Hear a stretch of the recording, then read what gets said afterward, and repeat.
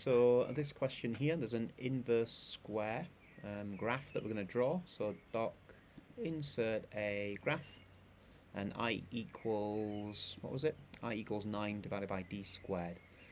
So f1 of x equals 9 divided by x squared.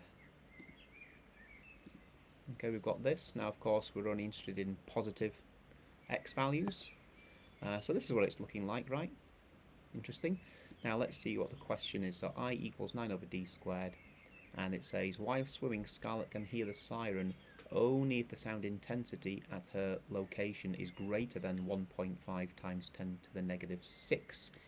So basically, I is on the y-axis, and we want to find where the d is.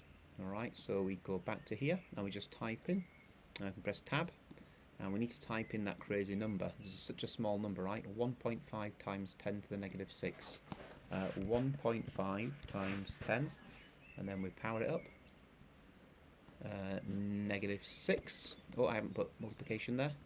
This is the multiplication. Okay. Now, at some stage, these two are going to intersect, and that's the answer we want. So we can just drag along, right? And we can just search for the intersection point. We can go menu, analyze graph, and we can go intersection, and we can just search to see if it's there. Well, it's not in this section, right? So it's going to be quite a long way along. So instead of dragging along and thinking where the upper bound is, we can actually type. So can you see on the screen it's saying upper bound? So just type in a really big value. I'm going to type in 1,000. No intersection found within the specified bounds. All right. So it looks like we don't actually have an answer on the screen here, even up to 1,000.